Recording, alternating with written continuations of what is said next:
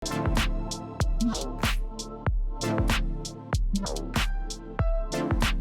big check. Okay, this is the one. This is the take. This is it. We're doing it now. Hello, everybody. Welcome to episode 47 of the Brent Pella Show. Thanks for hanging. Thanks for vibing. Thanks for coming to chill. This is always a chill time. This is honestly always a chill time. This is like, I usually record the podcast at the end of the week. Like, it comes out on Mondays. I record it usually Sunday afternoon, Sunday evening. And it's just an easy, chill, fun time, dude. And then you come and you hang out. And it's like we're just hanging out together. I mean, right now I'm hanging out in a room by myself, surrounded by a fucking salt lamp and some incense and some weird wristband that my buddy gave to me with an eye on it. Just one eye. I don't know if it's like an Illuminati symbol or what. But that's what I'm surrounded by. But right now you're listening to me, so it's like you're hanging out with me. I'm pretending I'm hanging out with you. I just want this to be a cool, fun hang time. Cool, fun hang time. That's what this is. This is cool, fun hang time. Thank you for coming to chill. As you can see, I added some stripper lights to the Wolf. It's getting there. We're like 85% of the way there on the studio build. You can only see part of the Wolf because the other part of the Wolf doesn't have lights around it because the lights I ordered did not work. So I had to return them, and now I'm getting another one, some more lights that I'll be putting on the Wolf this week. And then the Wolf will be lit up like, like a strip club in Tijuana. And if you've ever been to Hong Kong, you know what I'm talking about. Not the Hong Kong in China, okay? Yeah, man, this is cool. And then I'm going to get a table. I'm getting my table made. That's going to be a rad table. Hopefully I'm going to try to get a camera angle that includes the table. And then it's going to be a 2-camera shoot every week for the podcast. So anyways, I'm just saying all this to let you know that we're going to suck less and less as we keep going, okay? Like the Brent Pella Show will continue to suck less every time you come back to it. That's the goal, is to suck less so that at some point I'm not sucking at all. That's the goal.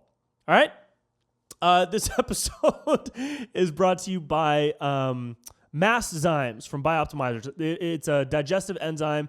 You might have seen an ad I did for this company at the end of one of my other videos. I was pitching magnesium, and I'm not like a pitch guy. I don't want to be a fucking guy that pitches a million products. So the only time that I work with a sponsor is when I really respect the company and what they do and believe in the product. Except for one time that was just for money, but I'm not going to talk about that. But I needed the money because I needed to move, and I've moved now. And so, dude, we all do things. Anyways, I'm off track. Let's focus on this ad read, baby. Masszymes from Bioptimizers. They'll give you a free bottle of this stuff. All you do is pay for shipping, which is just a couple of dollars. And with the free bottle, you get a free book called the Blueprint Optimization Health Book. And it's the Health Optimization Blueprint is the title of the book. Awesome company. Bioptimizers is an awesome company. And let me get the website for you. I'm like not good at ad reads on the podcast, but I want you guys to know that this is like a chill thing. Like I'm not like making money. I'm just, well, I guess I am a little bit, but it's not a ton. But I just, the ad reads on podcasts are chill, dude. I don't want to be a pitch man. So hopefully the Bioptimizers folks are cool with that. They've been cool about everything else. And I really do love them, man. The website is masszymes.com/Brent Pella free. masszymes.com/Brent Pella free. All one word. And you'll get a free bottle of their digestive enzymes, which help break down protein in your body so that it becomes absorbable amino acids and doesn't just like fester in your body and become gas and bloating and shit. Okay? So check it out. I use it whenever I have a pasta night, which is going to be tonight because it's Sunday. And you know all about Pasta Sundays if you're following at Brent Pella Food on Instagram, okay? Because I'll be posting stuff there. I would love, dude, you know what the thing is about like being famous is like, I don't know if I've said this before, but like I don't want to be famous so that people are stopping me to take pictures and like get my autograph and stuff. That's all cool. I want to be famous so that I can like cook with the Pasta Grannies YouTube channel. Like that's my drive. That's what I'm motivating myself forward to. Pasta Grannies, if you don't know what that is my favorite YouTube channel, Instagram page. It's just a bunch of grannies making pasta. It's a bunch of nonas Nonnas. There's a bunch of nonnas in Italy that don't speak a lick of English, and they're making all kinds of crazy dishes, and I take those dishes and make them myself, and it's like soothing. Like if you want to relax, you watch Pasta Grannies on YouTube and Pasta Grannies on Instagram. It's incredible. I love those old Italian women. They're great. That's what I want to be when I grow up. I want to be an old Italian woman. That is literally all I want to be, is an old Italian woman. Because they're the happiest people.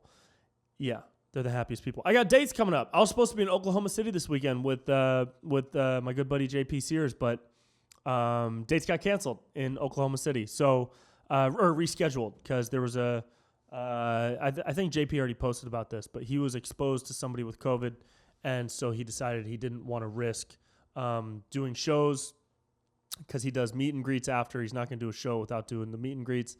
And so he didn't want to risk like something awful happening where a bunch of people who were more susceptible to the virus might meet him, and he has it and doesn't know it, and then they all get sick, and then it comes back to him.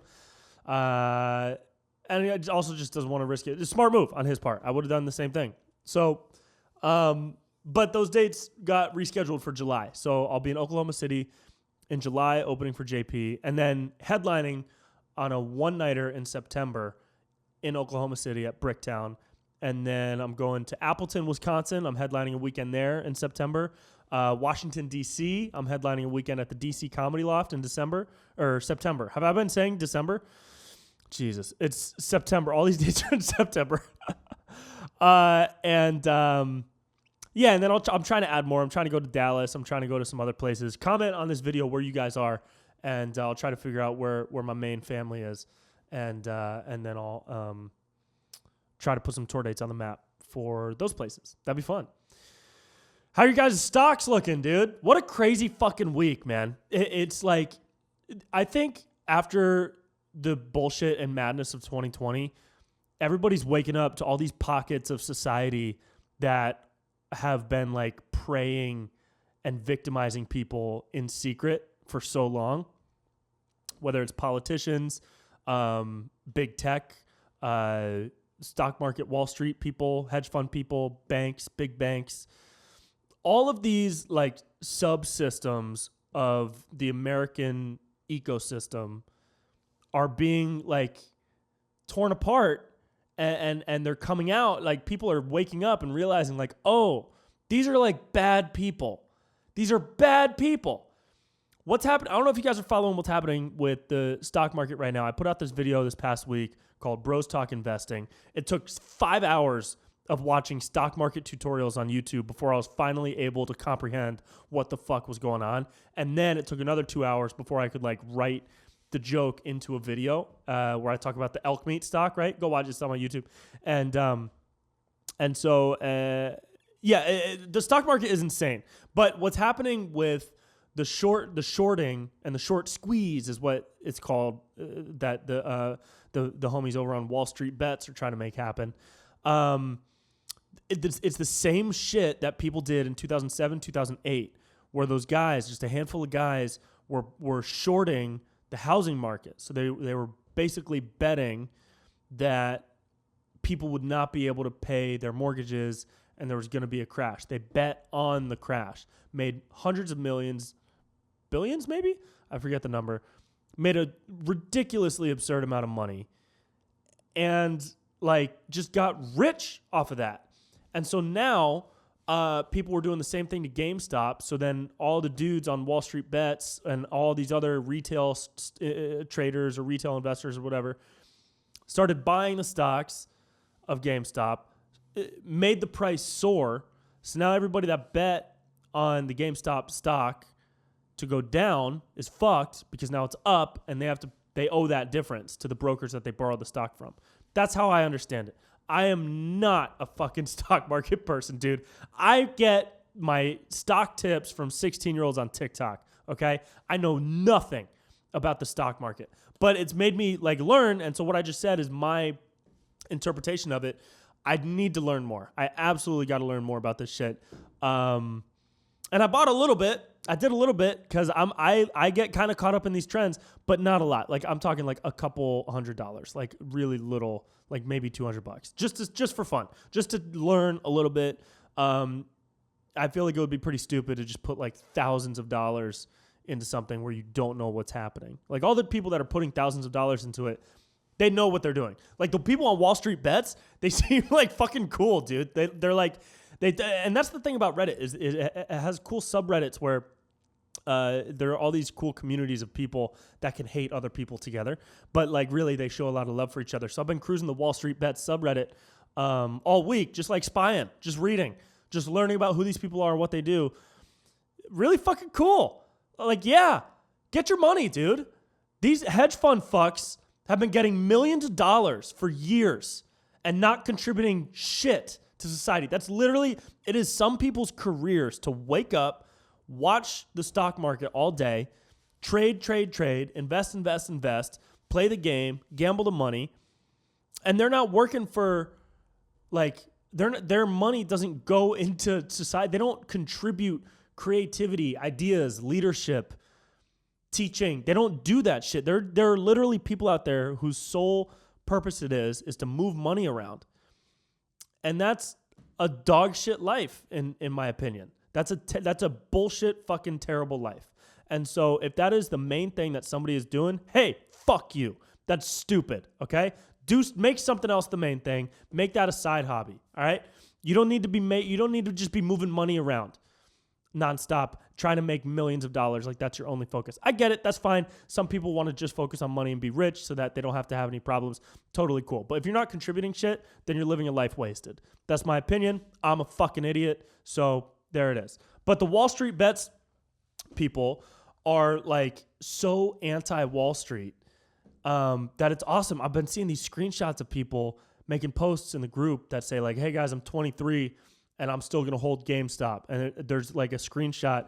This guy's like got $700,000 in his Robinhood account. $700,000. He's 23. If we choose to believe that at face value, this kid is 23 years old. He's got $700,000 on Robinhood. Yeah. Good. And they're talking about like in the Wall Street Bets subreddit, they're talking about paying off their student loans, paying for their family's houses and shit. And all these fucking hedge funds that are losing billions of dollars. Good, dude. Good. Turn that shit upside down. It's the same thing that people try to do with politics. Actually, I guess a good metaphor is when people voted Trump in, that the people who voted for Trump wanted to fuck the American political system so they got him in because he's not a politician. And it's a similar thing that the Wall Street Bets people are trying to do. And I guess I don't know what the metaphor would be for big tech. Maybe it's just that the fact that everybody hates big tech now. But I don't know, man. It's cool to see independent people like working together to take down a larger force that just always seemed unbeatable. You know what I mean? And I guess a metaphor would be the congressional hearings where Jack Dorsey and Zuckerberg were just getting roasted left and right by the left and the right. So yeah, dude, fuck all these people. Fuck them. Burn it all. Burn all that shit to the ground, dude. Let's start this shit over. Let's start over right now, okay? That's what I vote for. But I also don't know shit. I also like literally know nothing. So I'm trying to learn about like fucking market buys, limit options, whatever all the terminology is. I just want to learn because why not? You probably should know about stocks. I can't believe they don't teach us this shit in school. How do they teach us, dude? How do they teach us the fucking periodic table of elements that we're literally never gonna fucking use ever? But they don't teach us how to do our taxes, what the fuck taxes even are, where taxes go, how to invest your money and have long-term money, how to look at stocks and understand the market, what the market even is. They don't teach us any of that shit. They teach us the abbreviation for potassium, dude, which is K, by the way. Right? Isn't it K? That doesn't even make sense. Why is it K? It doesn't have a K in the word. Periodic table of elements, potassium. I don't even know what the abbreviation is supposed to be called. It is K. It's fucking K. Why is the letter for potassium is K? Why isn't it PT or PO? or PS or PI or PU or P something else that's in the fucking name of the thing. It's K. I guess kalium is part of the thing. It's from Neo-Latin kalium, because that's what potassium was originally. Stupid. Hey, that's fucking dumb.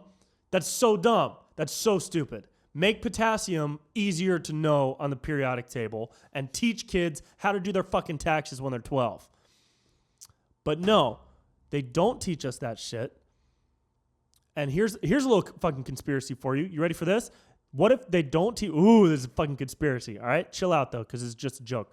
Or is it? You don't know. What if they don't teach us that shit so that it keeps the class system intact?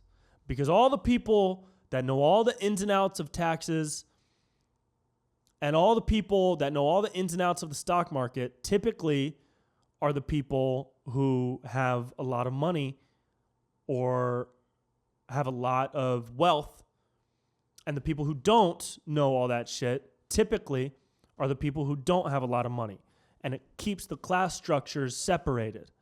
So by not implementing the knowledge of the American economy, stock market, and tax system, we are actively keeping people separated by class. That seems like maybe that's not even a conspiracy. Maybe that's just what it is. But like to integrate the different classes into each other, right? Lower class, middle class, upper class. Wouldn't we want to do that anyways? Because we want everybody to have all the opportunities to succeed possible. So wouldn't we want, if that's what we wanted, wouldn't we teach kids in high school how to do their taxes, what the stock market means? Like we didn't even have a class about that shit in high school or in college. I guess you learn in college if you start taking business and if you have like a mind for business and shit, and you start going into business or you're studying econ or whatever in college. But shouldn't there be a class in high school just called fucking life where they just teach you the basics, dude? Here's how to do your taxes. Here's how to invest your money and make it last. And here's why you should never buy 3-pound buckets of spinach at the grocery store. Obviously, the answer to that is because the spinach goes bad after just a couple days, okay? Hey, stop buying so much fucking spinach. It's going to go bad, and you're not going to eat it, and then you're going to have to throw it out, and you're going to have to bring your bucket of spinach downstairs with your recycling, and you're going to be like, shit, the bucket is plastic, but the spinach is green, so I have to go to the trash to throw away the spinach, but then I have to empty the bucket and then bring the plastic bucket back to the recycling, and then your neighbor sees you and they're like, why are you pouring spinach into the dumpster? And then you got to explain yourself, but you just moved in, so now you're the fucking weirdo in the apartment complex where everybody just thinks, oh, there's the fucking spinach dumpster guy, and now you're walking around everywhere and everybody's like laughing and pointing at you like, oh, fucking, ooh, where's your spinach, idiot? So I'm just saying we need to learn these things at an early age to avoid the embarrassment of later life. For real, dude. We need to learn this shit. And I think if more people knew, then we would have less, what's that word? I don't know the word. Class differences or whatever. You know what I mean? Like the separation of wealth. What am I thinking of? What's the word I'm thinking of? Bernie Sanders loves this phrase. We would have the percentage of wealth inequality. We would have less wealth inequality between the lower and middle class. I don't know about middle and upper. Or maybe. I don't know, dude. I'm talking out of my fucking ass right now, and I'm still pissed off that potassium has a simple K on it. I still don't know taxes. I've been doing taxes by myself for years, and I still don't know that shit. Should probably learn it. I don't know, man. I put some money into that stuff. Again, it's very little amount, but as I think with each paycheck, I'll just put a little bit more in. My question is, when do you take it out? Because they're always saying like, hold, just hold. You gotta hold. But and I'm not talking about the GameStop thing. I'm just talking about stocks in general. Like once you make a certain amount of money, shouldn't you take it out? Because then you have money. I don't know, dude. I'm so bad at this shit. Man. Oh, Super Bowl's coming up, dude. Super Bowl is a week this coming Sunday. Yeah. Tom Brady. Tom Brady is back in the Super Bowl. Joe Biden is in the White House. So the two oldest men alive are playing at the top of their game. And depending on who you ask, both of them cheated to get there. That's a funny joke. I told that joke at a show yesterday. I thought of that joke yesterday. I told it at a show in Los Angeles. And I thought that people were going to groan at the joke where I say, depending on who you ask, both of them cheated. But to Los Angeles' credit, I got a lot of laughs when I was ripping Biden on the show this past week. And I think, it's interesting because before the election, I was doing shows all over like the South and the Midwest and the East Coast in like Virginia. And I was doing shows with JP. And a lot of the crowd was like either apolitical or leaning Trump. And I was doing jokes bashing Biden and bashing Trump. And I was getting a lot of great love for both. And then when I did those same jokes on a show in LA in like September, bashing Trump and bashing Biden, or just jokes about both of them, I got like groans, dude, when I started making fun of Biden. I got like tension. And that was pre-election. And now that the election is over, I felt this like ease from the crowd that like, oh, it's okay to make fun of Biden now. And I wanted to say, hey, now it's okay? Fuck you. It's always okay, you idiots. It's called comedy, dummy. It's always okay to make fun of everybody. Everybody has a target. Nobody is targetless in life. Unless you work on a late night comedy show, in which case there is a very clear agenda to not take aim at certain people. But fuck that shit. Everybody's got a target, dude. Everybody's got a target. And I just thought it was really interesting to see that so now we can make fun of Biden. Now we can make fun of Kamala for locking up hundreds of people for weed. Now it's okay? Wasn't okay before. Now it's okay? Fuck off, dude. Whatever. It's all good. I'm just happy people are laughing again. That's all I wanted. At post-election, regardless of who had won, I just wanted people to chill out and start laughing again. So it feels like that's starting to happen. Hopefully that'll keep happening. Yeah, and hopefully Gavin Newsom is out of office soon. That's also what we're hoping for. He fucking opened up everything again. Oh my God, this motherfucker, dude. It's like, and I'm seeing people on my Facebook page that are like super far left, and they're all saying, yo, Gavin Newsom's an idiot. And so now everybody's hating him, but for like a polar opposite reasons.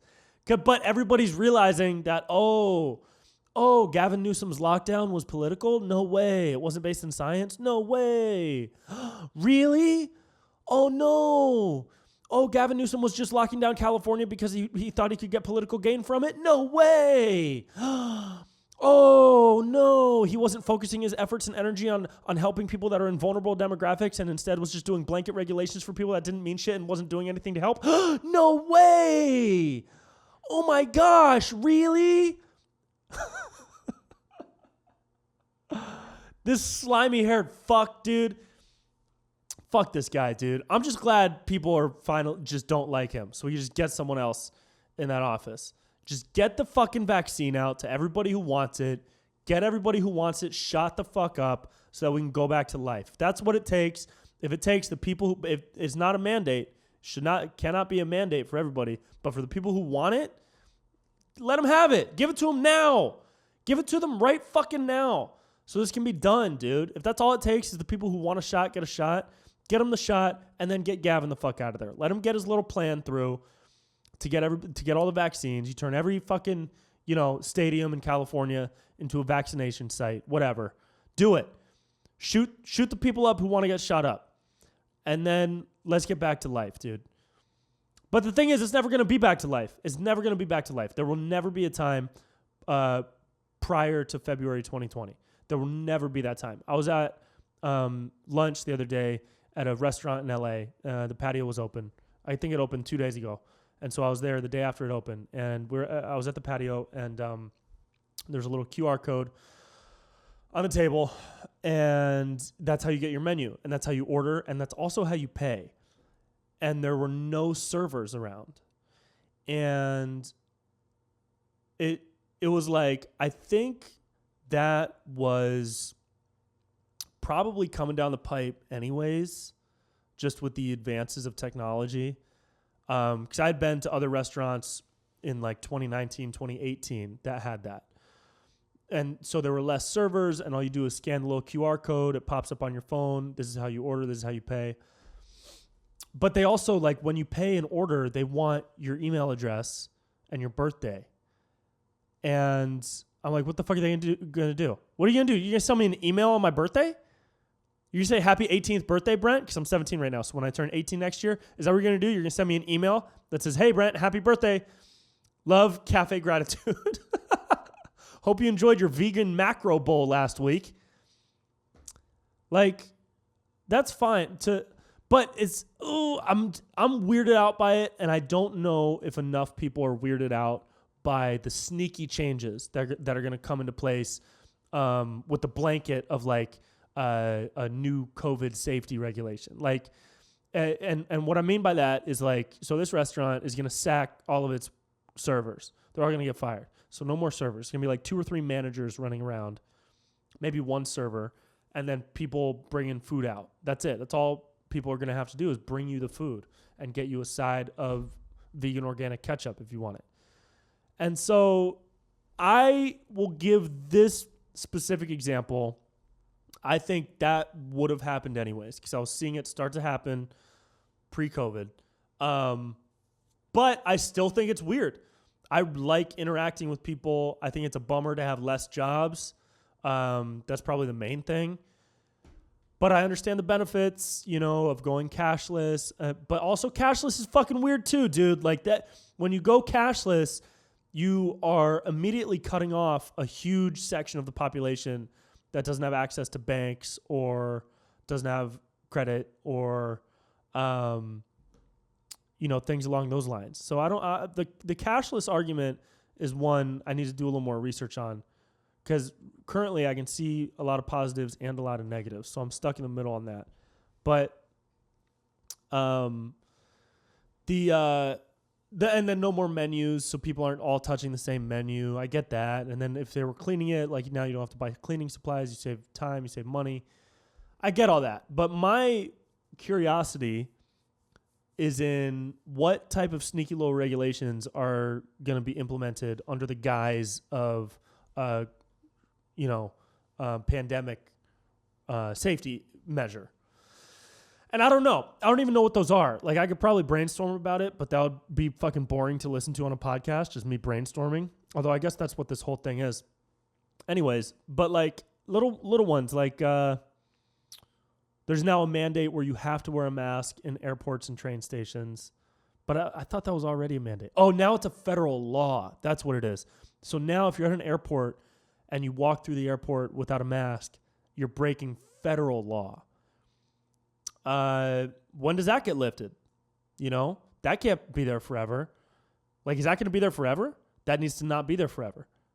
But when does it get lifted? When, like, we can't always be required to wear a mask on our way to sit at our table. And we can't always be required to wear a mask in the grocery store. Like, at what point do all these things get lifted? And in the news, you see them saying herd immunity is 70% inoculated. That's it. 70% of the population has to have the vaccine for us to have herd immunity. That's not what fucking herd immunity is. Herd immunity is the vaccine plus the antibodies.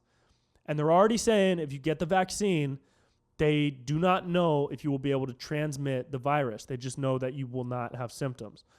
And they're saying if you have the antibodies, they don't know if you'll be able to transmit the virus still. And you likely won't get symptoms. And then there's anecdotal evidence of people who have gotten the vaccine who still get sick. And there's anecdotal evidence of people who have the antibodies and still get sick. And so it's like, what science are we choosing to listen to? Is it Newsom science? Ha! Because it can't be Newsom science, dude. And we can't be going by vaccine only, because that gives them the excuse to not open shit back up and get back to life by saying, oh, people are refusing to get vaccinated, so I guess we have to wear masks forever. No, dude. And I really hope people won't stand for that shit. I really, really hope so. Because if we can get some reliable antibody tests, I want to know if I have the antibodies. As soon as I find a reliable antibody test, I'm going to take it. Because I think I got that shit. I think I already had it. I had to have had it. Especially after I went and did shows in Florida. Dude, you go to Florida, you're coming back with something, okay? And I'm pretty sure I got it because I was shaking hands with people. A woman came up and just spit in my face. And so I think I already had it, dude. So I want to get my antibodies tested because I want to add to the herd immunity by having my antibodies. That's what I would like to do. And if you want to get the shot, get the shot. It's great. And you'll add to the herd immunity by having the shot. But yeah, dude, I'm just glad all that shit is, I don't care. It's always been political with Gavin, and I'm just glad he's opening it back up right now. And I'm super happy that everybody is hating on him for being a fucking dickhead, because now we can get him out of there.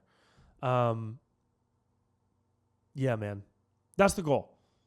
That's the goal, is to live life again, even if we're going to do it without servers at a restaurant. But we need to do it.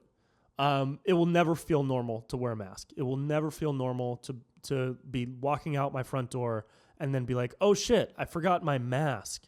That's still weird, man. That is so fucking weird. I never even touched a mask. My entire life, I never touched a mask. The only time I saw a mask is when I went to the dentist and the person was fucking around in my mouth and they were wearing a mask. Didn't even think of it. Now everybody's walking around looking like fucking dentists. Everybody's at Whole Foods. I got a bunch of dentists at Whole Foods going shopping. So it's, yeah, I just really want the shit to end, dude. And I'm sure everybody else does. There's like a fatigue. There's like a pandemic fatigue, man. And people are just losing their jobs and their livelihoods. And people shouldn't be forced to pivot into a brand new career because of a pandemic. They should be forced to pivot to like figure out a way to succeed in what they were doing and what they love, but not figure out a new thing to love. And you're seeing that with all these businesses going out of business and people that were in, this line of work that now have to go to a completely different line of work, and it was their career. So I just hope it ends. I hope you guys are happy. I hope you're staying happy through it. I hope this therapy session has helped, man. It helped me. It helped me a lot. Hold those stocks, baby. Diamond hands.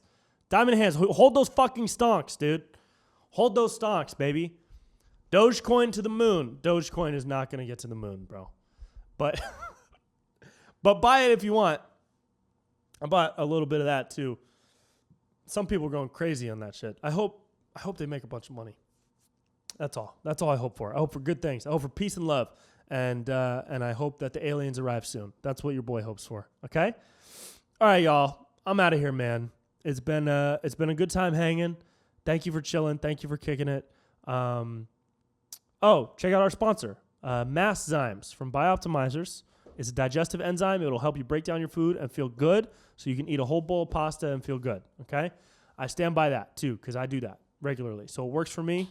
And they'll send you a bottle for free, plus a copy of their new book with a lot of helpful health information.